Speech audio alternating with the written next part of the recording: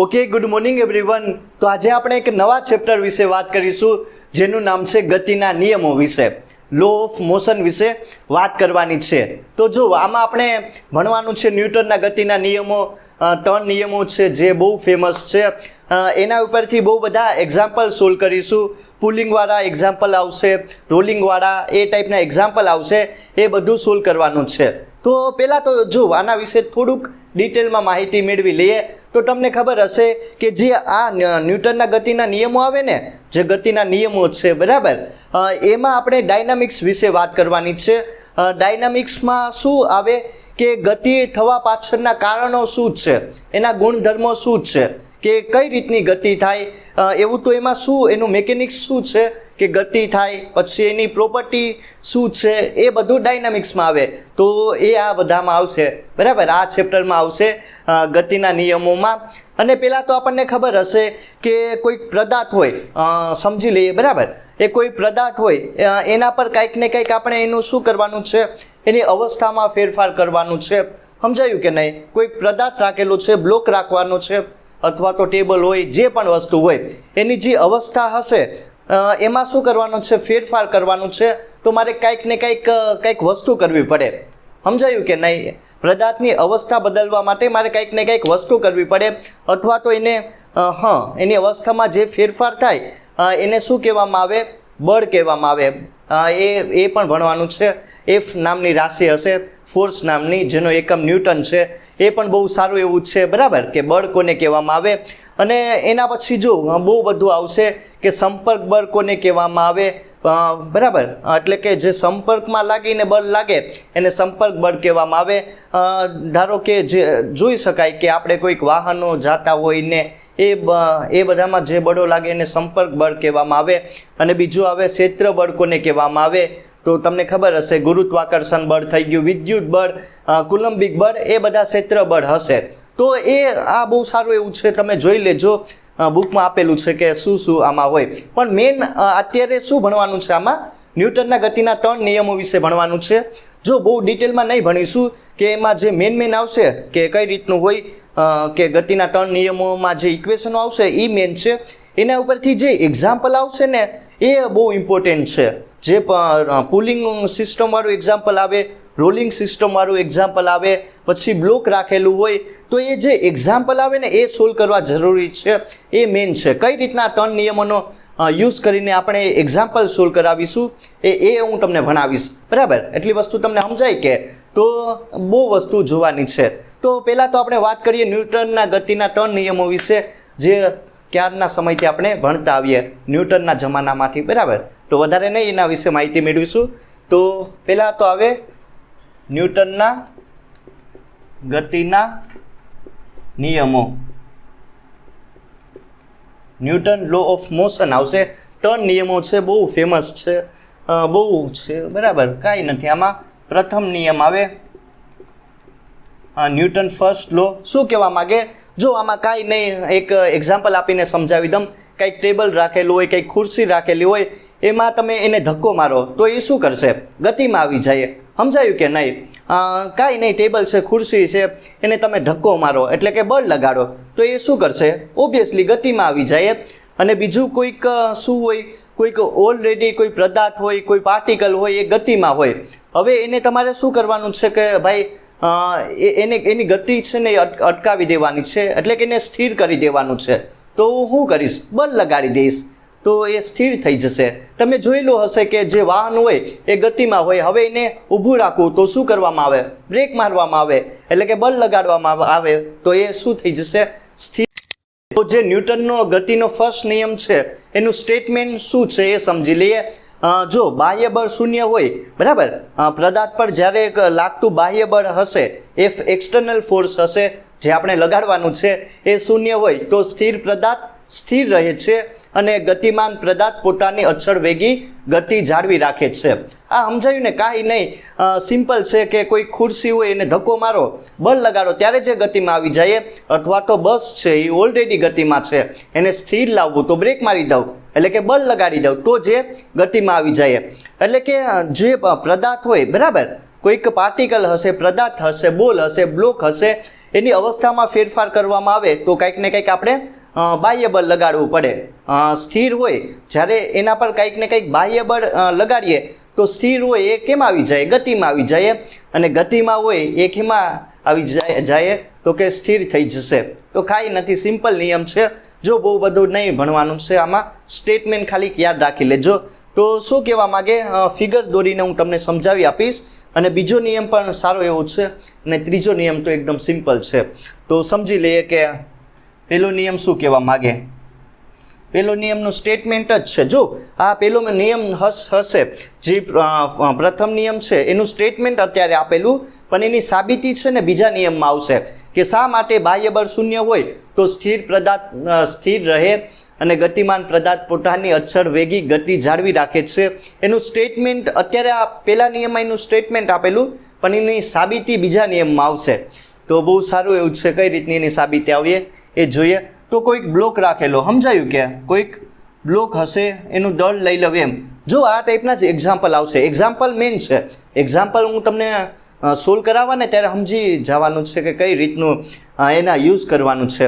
તો શું છે, એક બ્લોક રાખેલો, બરાબર, એક એમ દળનો બ્લોક રાખેલો છે. આ સમજી લેજો. તો પહેલાં તો આના પર શું લાગશે? એક તો નીચેની તરફ શું લાગશે ભાઈ? ગુરુત્વાકર્ષણ બળ લાગે કે ના લાગે? સમજાયું? એઠે શું લાગે તો કે ગુરુત્વાકર્ષણ અથવા તો વજન બળ ડબલ્યુ વડે એને દર્શાવવામાં આવે એમ જે. તો હવે જેટલું આ બળ છે એને કેન્સલ કરતું પણ બળ લાગશે ઉપરની દિશામાં, જેને લંબ બળ કહેવામાં આવે. સમજાયું? બળ હશે ના તમારું વજન બળ હશે. એક બ્લોક રાખેલો છે એનો દળ એમ હશે, નીચેની તરફ ગુરુત્વાકર્ષણ બળ લાગશે mg જેટલું. હવે એને કેન્સલ કરતું ઉપરની તરફ n જેટલું લંબ બળ લાગશે. તો બેના મૂલ્ય કેવા હશે? સમાન હશે, પણ દિશા અલગ અલગ હશે. એ ત્રીજા નિયમમાં જોઈશું, પણ અત્યારે આ ખાલી સમજી લઉં કે આ શું કહેવા માગે. તો હવે શું થઈ જશે? જો અત્યારે તો આના પર જે બળ હશે, બળની વેલ્યુ કેટલી રાખેલી? એક્સટર્નલ ફોર્સ હશે શૂન્ય રાખેલી છે, કાંઈ બળ લગાડવામાં નહીં આવતું. તો આ શું છે? બ્લોક હશે એ સ્થિર રહી જાય. બરાબર. અત્યારે એક્સટર્નલ ફોર્સ કેટલું છે આમાં? કેટલું મેં આપેલું તો કે કંઈ આપેલું જ નથી. બરાબર, કાંઈ લગાડેલું જ નથી, શૂન્ય છે. તો આ શું રહીએ તો કે સ્થિર રહીએ. પણ આને ગતિમાં લાવવું હોય તો શું કરીશ? કંઈક ને કંઈક બાહ્ય બળ લગાડો. સમજાયું? કંઈક ને કંઈક એફ એક્સટર્નલ જેટલું જે ફોર્સ છે જેનો એકમ શું છે એનો એકમ પણ આવશે, કઈ રીતનો બનાવીશું. બરાબર ને? હા, જે બળ હશે એની વેલ્યુ કેમાં આપેલી છે? બીજો નિયમ છે ને ન્યૂટનનો, એ બહુ સારો એવો બનાવેલો છે. એના પરથી પહેલા નિયમની સાબિતી મળશે અને બળની વેલ્યુ પણ મળી જાય. તો એ જોવાનું છે. હવે શું થઈ જશે?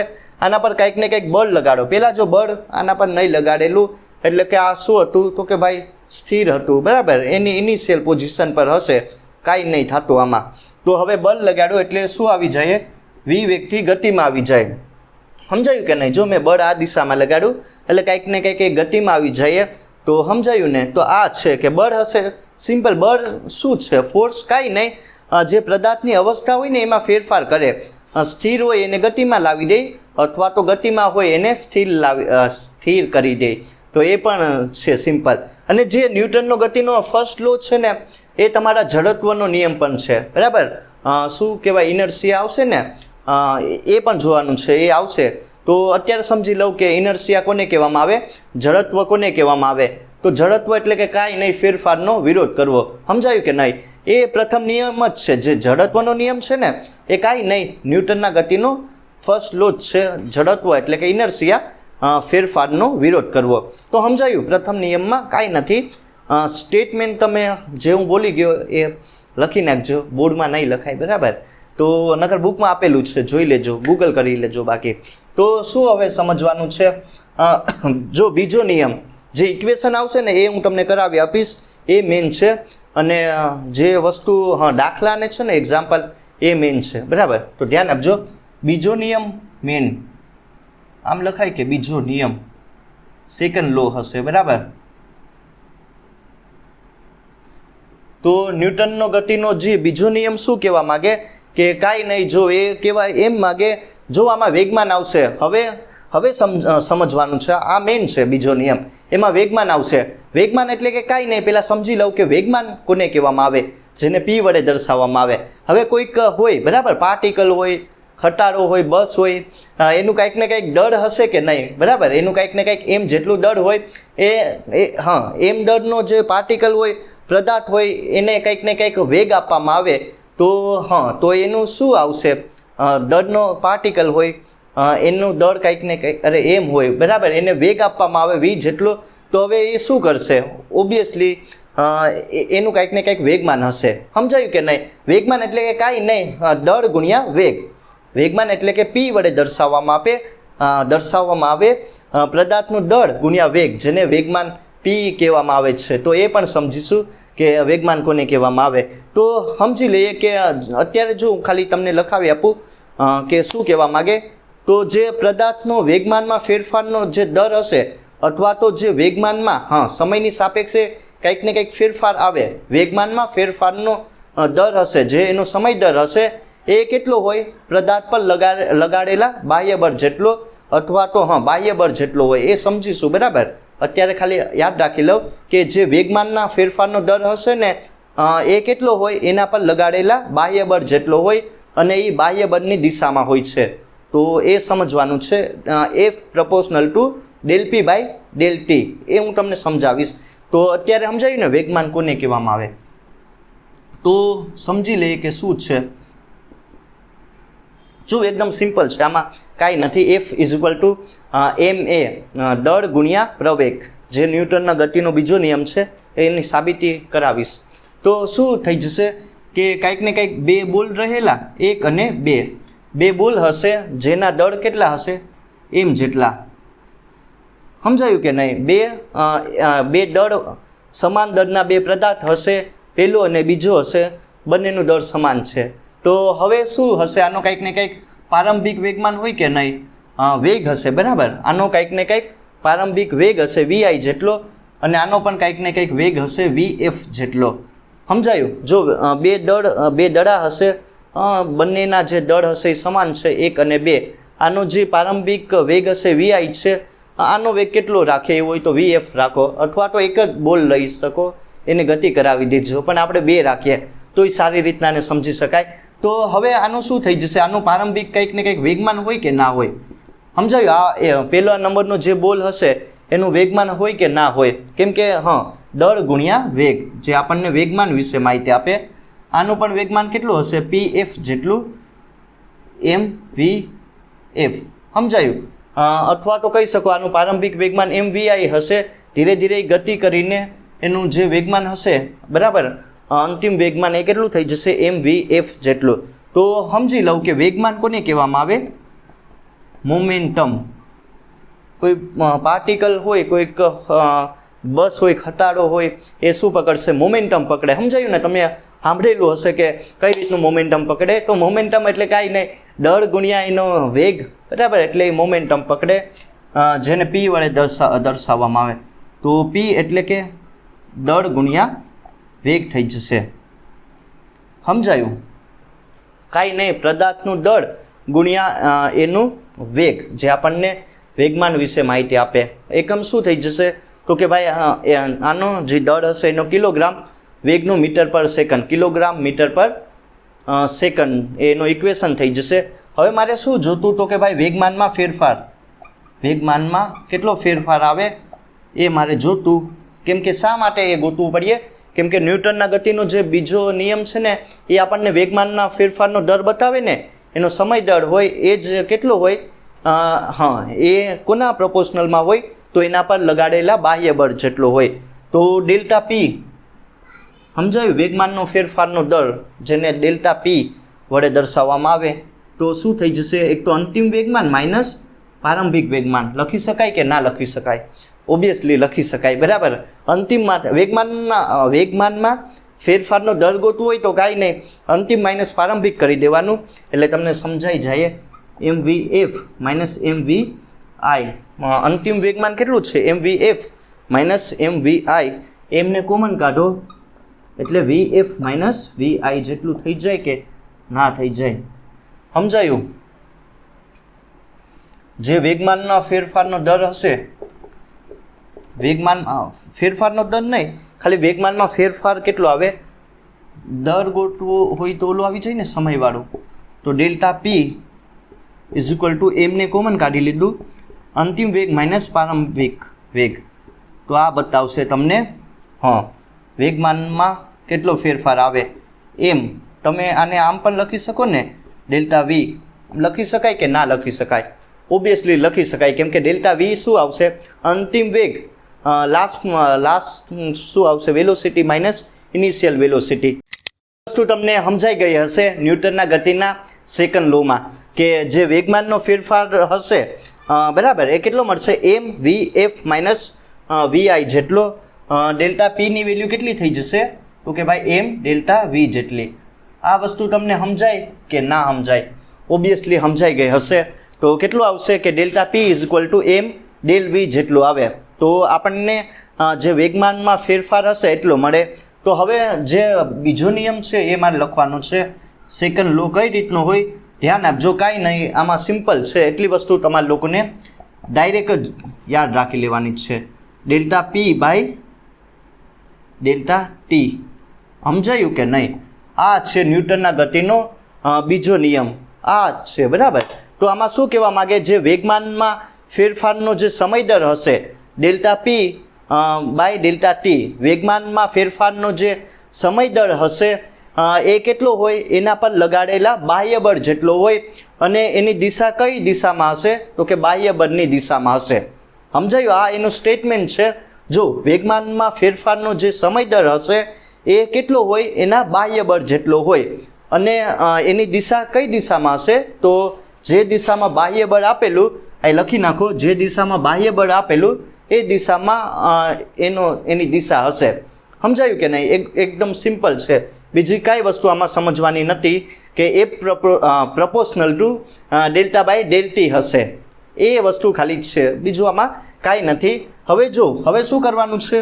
જે મેઇન ઇક્વેશન આવશે ને F is equal to M એ, જે ન્યૂટનના જમાનામાંથી જાણીતું છે બરાબર. કઈ રીતનું આવે કે દળ ગુણ્યા પ્રવેગ, એ હું તમને એની સાબિતી કરાવીને આપીશ. તો પહેલાં તો આનું શું કરવાનું છે?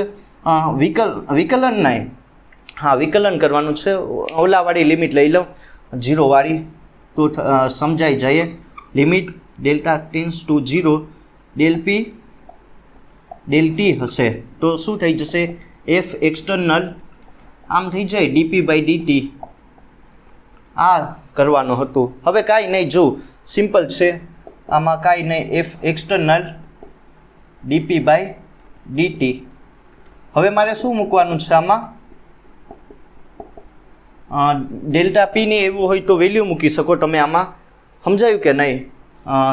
આની વેલ્યુ મૂકો ડી બાય ડીટી, ને પી એટલે ખબર છે કે દળ ગુણ્યા વેગ.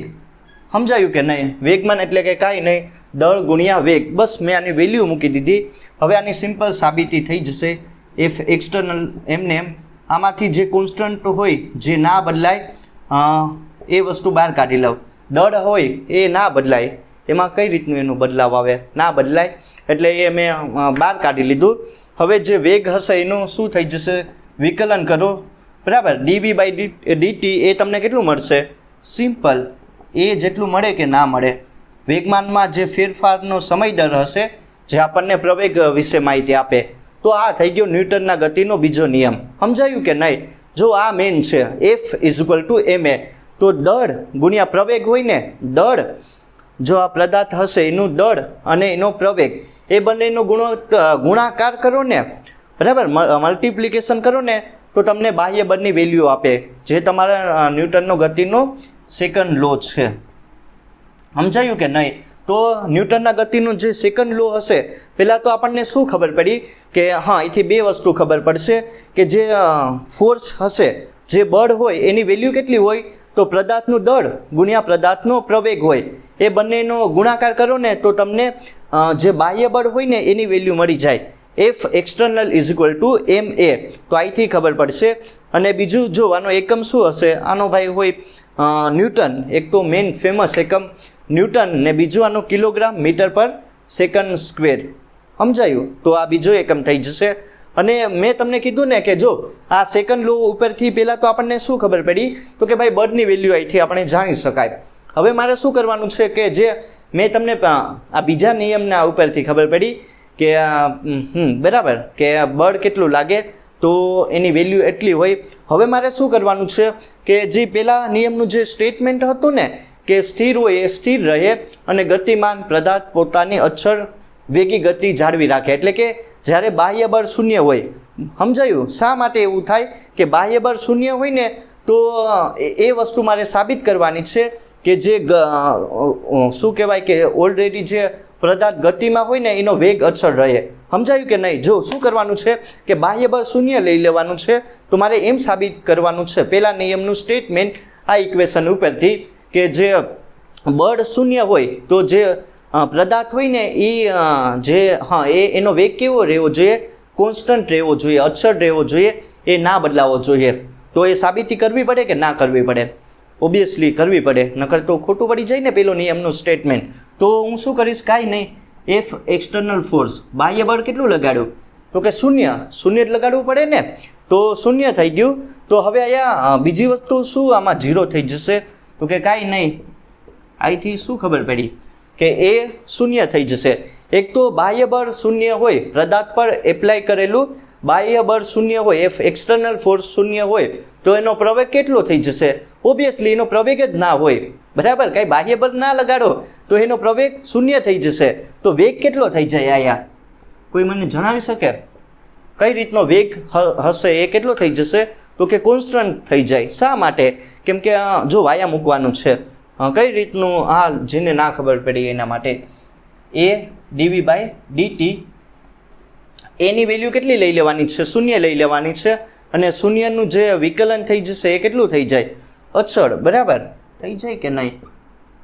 તો આ વસ્તુ એક સાબિત કરવાની હતી, એ તમે સમજી લેજો કે શું કહેવાનું છે કે જો કોઈ પદાર્થ હોય એના પર લગાડેલું બાહ્ય બળ શૂન્ય હોય તો ઓબ્વિયસલી એનો પ્રવેગ પણ કેટલો થઈ જશે? શૂન્ય થઈ જશે. સમજાયું કે નહીં? એનો પ્રવેગ કેટલો થઈ જશે? શૂન્ય થઈ જશે. પણ એનો વેગ કેવો રહે? તો કે અચળ રહે. બરાબર? એનો જે વેગ હશે ને એ કોન્સ્ટન્ટ રહે, એ ના બદલાય. બરાબર? એટલે કે આ કહેવા શું માગે કે જે એ વસ્તુ કહેવા માગે, ધ્યાન આપજો, કહેવા શું માગે કે કોઈક પદાર્થ હોય, બરાબર, એ ઓલરેડી ગતિમાં છે. હવે એના પર તમે કંઈ બાહ્ય બળ અથવા તો કાંઈ નહીં લગાડતા તો એ શૂન્ય છે બાહ્ય બળ, તો એનો પ્રવેગ પણ કેટલો થઈ જશે? શૂન્ય થઈ જશે. પણ વેગ કેવો રહે? એનો અચળ રહે. બરાબર? એક ઓલરેડી ગતિમાં જ રહે. અથવા તો બળ લગાડો, બરાબર, ફોર્સ આપો તો જે શું થઈ જશે? સ્થિર થઈ જશે. ફોર્સની વેલ્યુ એ કંઈક ને કંઈક ન્યૂટનમાં હોય તો એ સ્થિર થઈ જાય, પણ કંઈક બાહ્ય બળ જ નહીં આપતો તો એનો પ્રવેગ શૂન્ય અને એનો વેગ કેવો રહે? તો હવે વાત કરવાની છે ન્યૂટનના ગતિના ત્રીજા નિયમ વિશે, third law of the Newton third law વિશે વાત કરવાની છે. એ પણ એકદમ સિમ્પલ છે. જો આમાં કાંઈ નથી. આમાં શું હશે કે કોઈક એક બે પાર્ટિકલ લેવાના છે, બરાબર? બે પાર્ટિકલ હશે અથવા તો બે બોલ હશે. એક બોલ હોય એ પેલા બોલ પર બળ લગાડે અને જે પેલો બોલ હોય એ પણ બીજા બોલ પર કંઈક ને કંઈક બળ લગાડશે. તો જે બંને બળ હશે એની વેલ્યુ કેવી હશે? સમાન હશે. પણ એની દિશા હશે એ કેટલી હશે? તો કે અલગ અલગ દિશામાં બળ લગાડે. એટલે કે ટોટલ જે નેટ ફોર્સ આવશે એની વેલ્યુ કેટલી થઈ જશે? શૂન્ય થઈ જશે. સમજાય કે નહીં? ક્રિયાબળ અને પ્રતિક્રિયાબળ એક હશે, એના પર કંઈક ને કંઈક ક્રિયા થાય અને એના લીધે કંઈક ને કંઈક ક્રિયાબળ લાગશે અને એવી જ રીતે બીજો પદાર્થ પ્રતિક્રિયાબળ લગાડશે. તો બંનેની વેલ્યુ સમાન હશે. અહીંયા જે બંને બળો લાગે એ બંનેની વેલ્યુ કેવી હશે? સમાન હશે. 10 ન્યૂટન હોય તો બીજી પણ 10 ન્યૂટન હોય, પણ ટોટલ ફોર્સ કેટલું થઈ જશે? શૂન્ય થઈ જાય. તો એ સમજવાનું છે.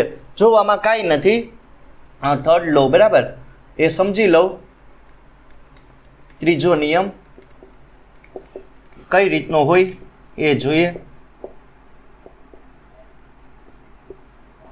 ક્રિયાબળ અને પ્રતિક્રિયાબળ છે ટૂંકમાં. તો કાંઈ નહીં, એકદમ સિમ્પલ છે. જો આમાં શું કરવાનું છે કે ભાઈ બે બોલ હશે. સમજાયું કે નહીં? બે બોલ હશે, કંઈક ને કંઈક શું હશે? જો આ પેલો અને બીજો દડો થઈ ગયો.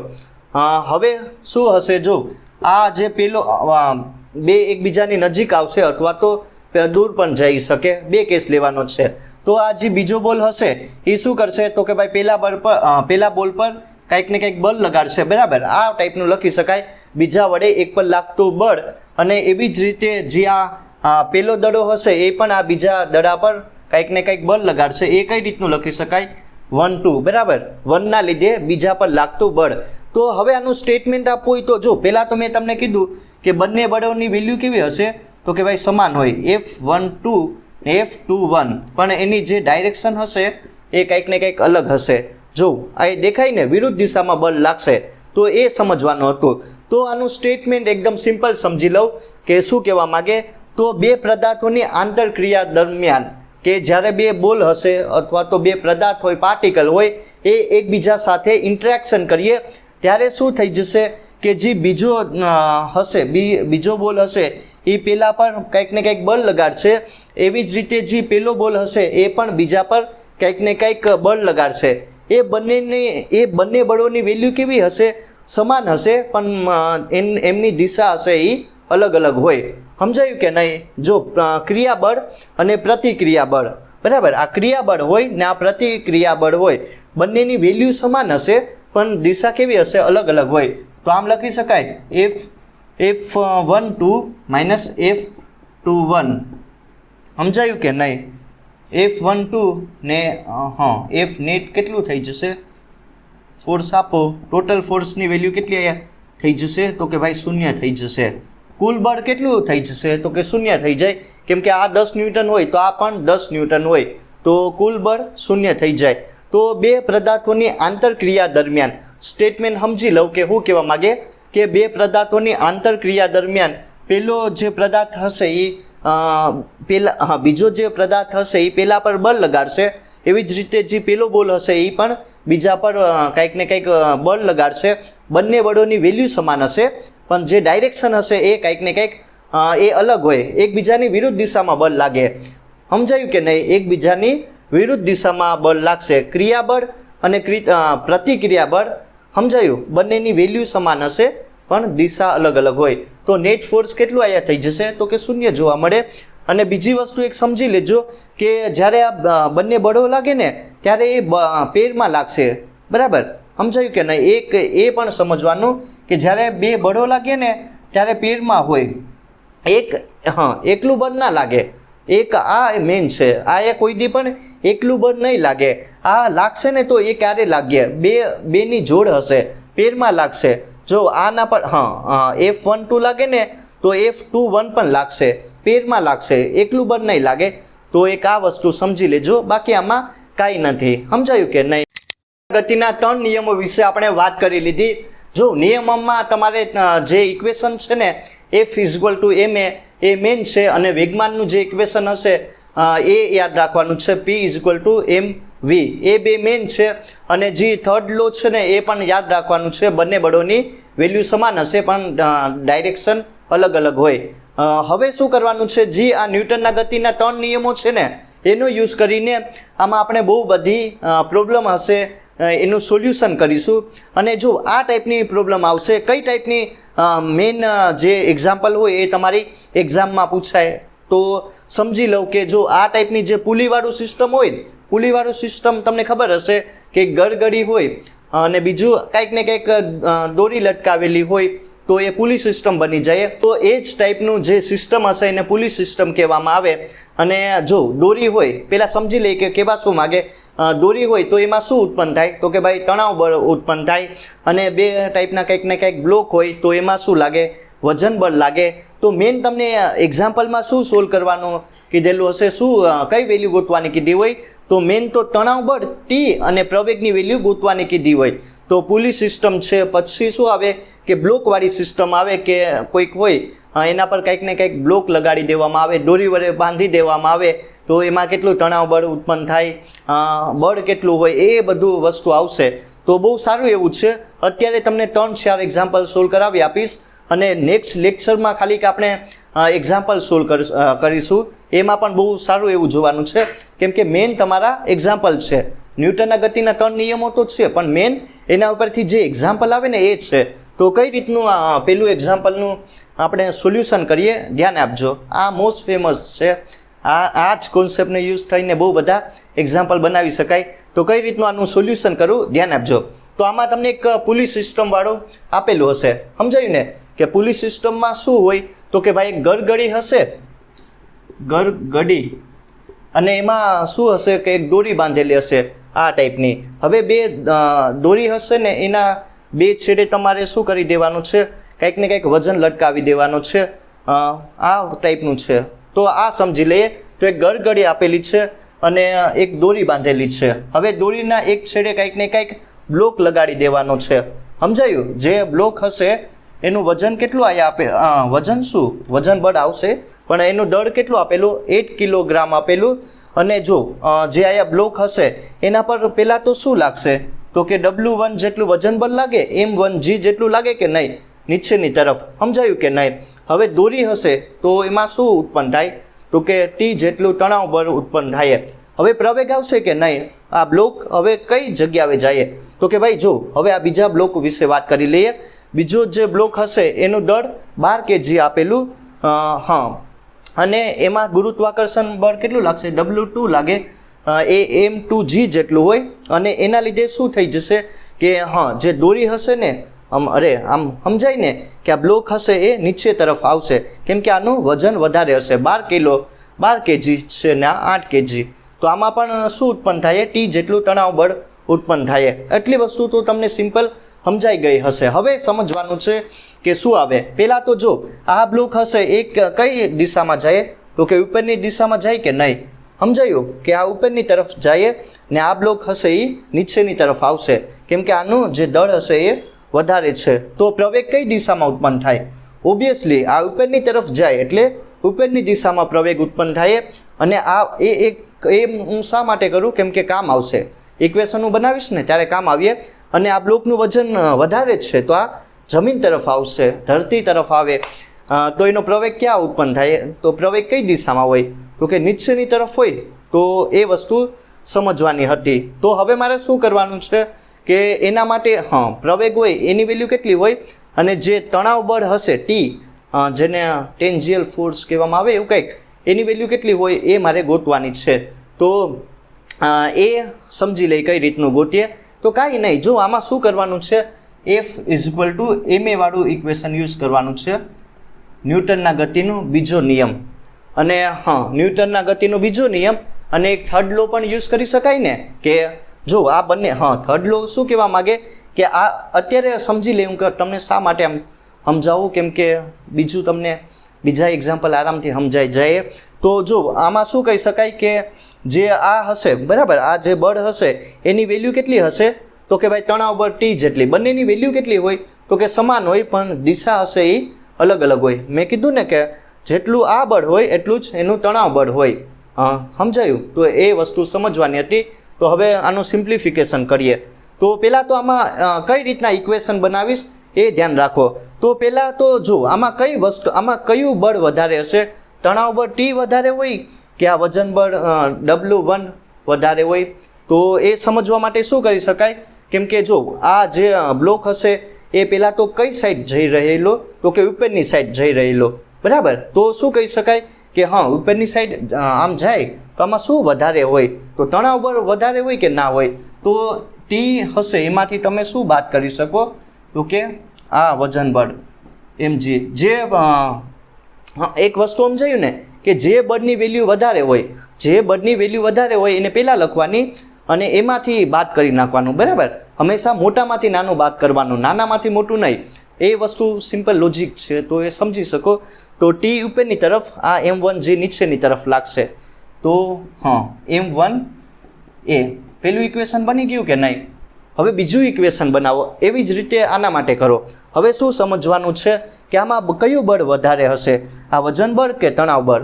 તો પહેલાં તો બ્લોક છે નીચેની તરફ જઈ રહેલો, તો ઓબ્વિયસલી આમાં વજન બળ વધારે હશે, તણાવ બળ આમાં નાનું હશે.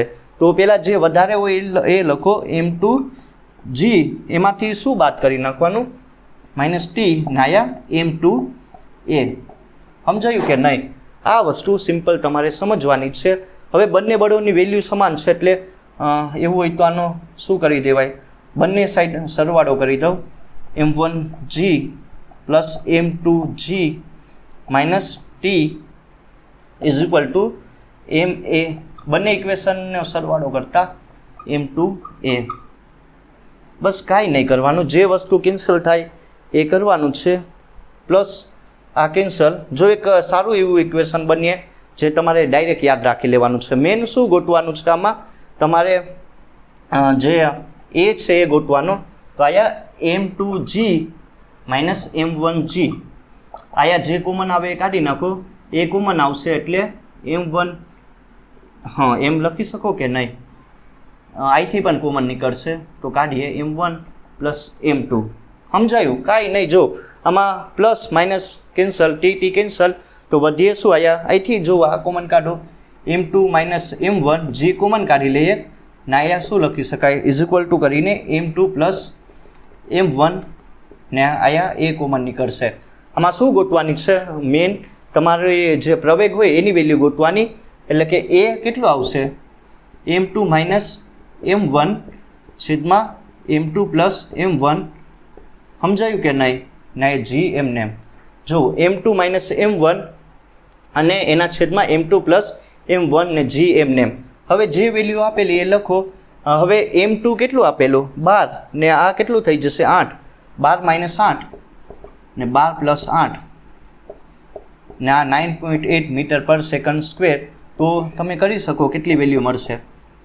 તો એ કેટલું આવે, જે આયા એ હશે પ્રવેગ હોય એ તમને કેટલું મળે, તો કે ભાઈ 2 મીટર પર સેકન્ડ.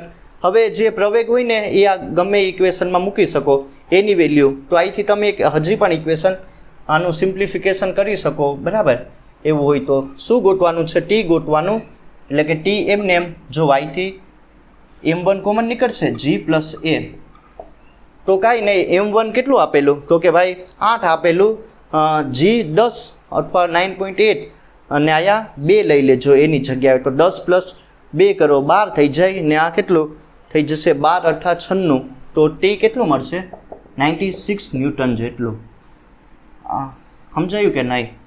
તો આ વસ્તુ છે સિમ્પલ સમજવાની અને આ ટાઈપના એક્ઝામ્પલ આવશે.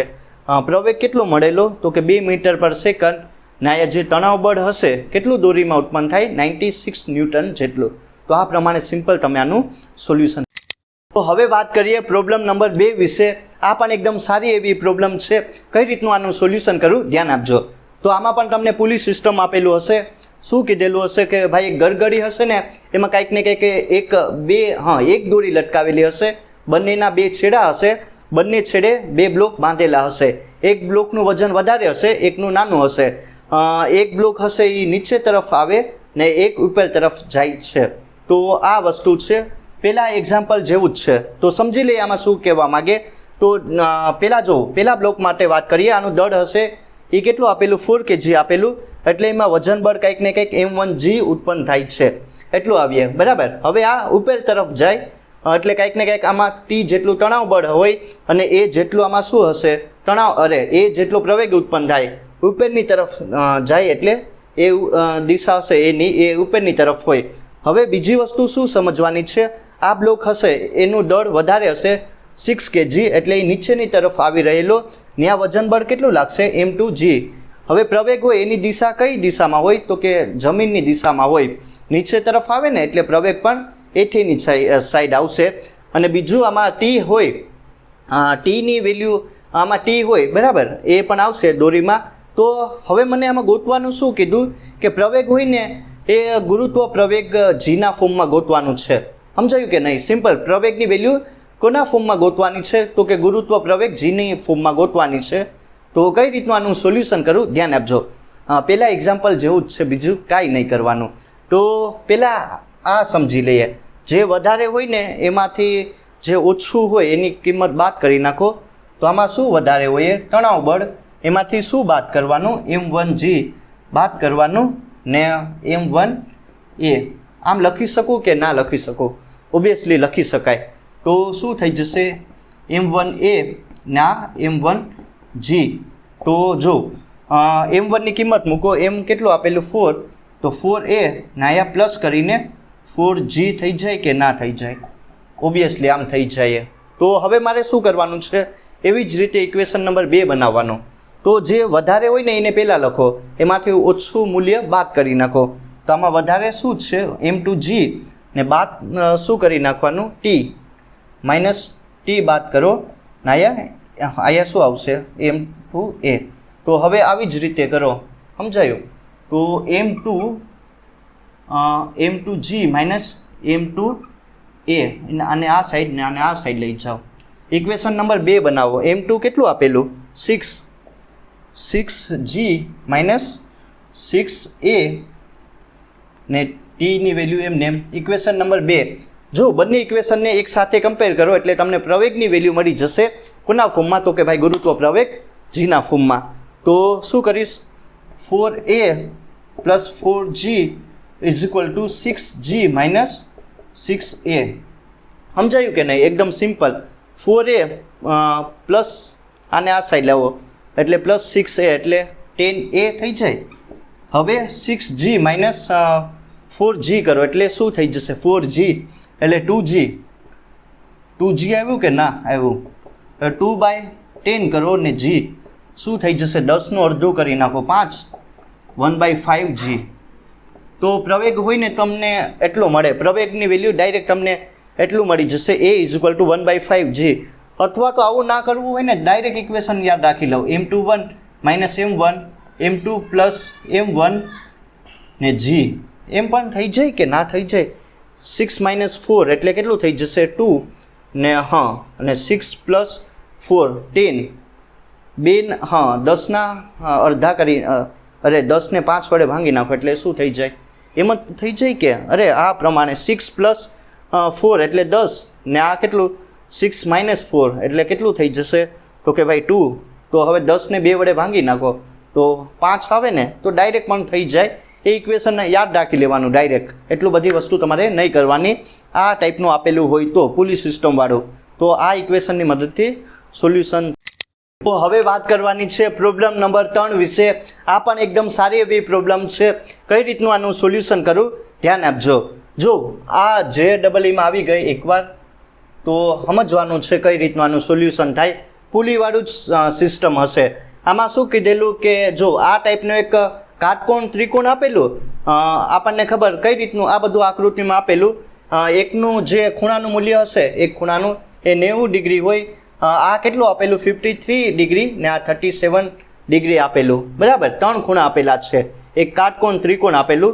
હવે જો એમાં એક ગડગડી હશે, એને ફિટ કરી દેવાનું છે અને દોરી બાંધી દેવાની છે. દોરીના બંને છેડે 2 બ્લોક રાખી દેવાના. એકનું દળ હશે કેપિટલ M અને બીજા બ્લોકનું દળ હશે સ્મોલ m જેટલું. તો જો આનું દળ 10 kg હશે. સમજાયું? આ જે બ્લોક હશે એનું દળ કેટલું આપેલું? 10 kg આપેલું. પણ આ જે હશે, આ નાનો બ્લોક હશે એનું દળ સ્મોલ m જેટલું આપેલું. હવે મારે આમાં જે પ્રવેગ હોય ને એ કેટલું આપેલું? 2 મીટર પર સેકન્ડ. તો જે આ બીજા બ્લોક હશે એનું દળ સ્મોલ m આપેલું એ કેટલું હોય એ મારે ગોતવાનું. સમજાયું કે નહીં? એકદમ સિમ્પલ છે પણ બહુ સારું એવું. તો પહેલાં તો જો કઈ રીતનું આનું સોલ્યુશન કરું ધ્યાન આપો. આ ઇક્વેશનનો યુઝ કરવાનો છે. ડાયરેક્ટ કરો m2 minus m1, m2 plus m1 ને અહીંયા g આવશે. ડાયરેક્ટ આ ઇક્વેશનનો યુઝ કરવાનો છે અને ડાયરેક્ટ તમને જવાબ મળી જાય. ડાયરેક્ટ નહીં મળે પણ બધું કરવાનું. આમાં m શું છે કે સ્મોલ m ફાઇન કરવાનું. તો એ એમને એમ રાખો. જો m2 કેટલું હશે? m જેટલું. m1 માઇનસ m ને અહીંયા કેટલું આપેલું? m2 m small m g. તો હજી પણ કરવું પડે. હવે મેઇન વસ્તુ અહીંયા શું આવે? હવે અહીંયા કંઈક ને કંઈક ખૂણા આપેલા છે એ અને જે આ કાટકોણ ત્રિકોણ છે એની વેલ્યુ પણ આપેલી. આ 3 હશે, આ 4 હશે ને જે કર્ણ હોય એ મોટો હોય તો એની વેલ્યુ 5 આપેલી. 3, 4 and 5 જેટલી આપેલી. તો હવે મારે શું ગોતવાનું છે? પહેલાં તો જો અહીંયા 2 ખૂણા જોવા મળે તમને, 53 ડિગ્રી અને 37 ડિગ્રી. તો અહીંથી જો કઈ રીતનું આનું આયા લખીએ એવું હોય તો આયા જો આપણને 2 ઘટકો જોવા મળશે. થીટા સાથે હંમેશા કયો ઘટક હોય? કોસ હોય ને. તો એ વસ્તુ ધ્યાન આપજો.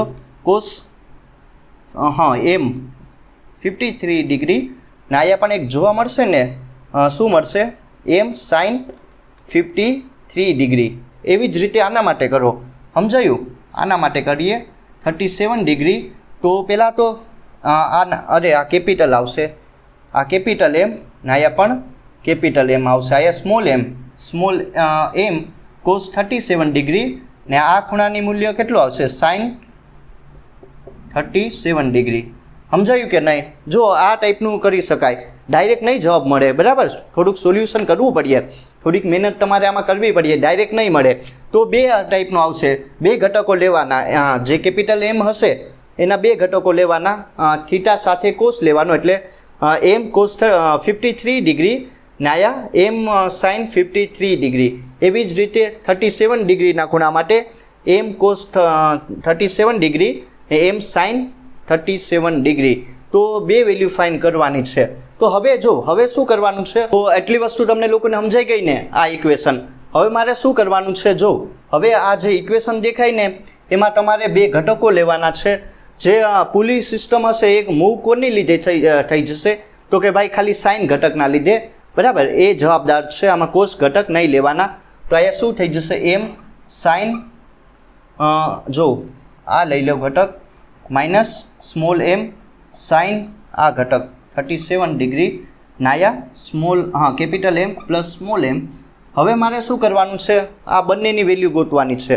જો sin 53 ડિગ્રી, તો એ કેટલું આવશે, સાઇન એટલે કે કાંઈ નહીં, સામેની બાજુ છેદમાં કર્ણ, સામેની બાજુ 4/5 થઈ જશે. એવી જ રીતે આના માટે સાઇન 37 ડિગ્રી માટે સામેની બાજુ 3 ને કર્ણ કેટલો છે 5 જેટલો.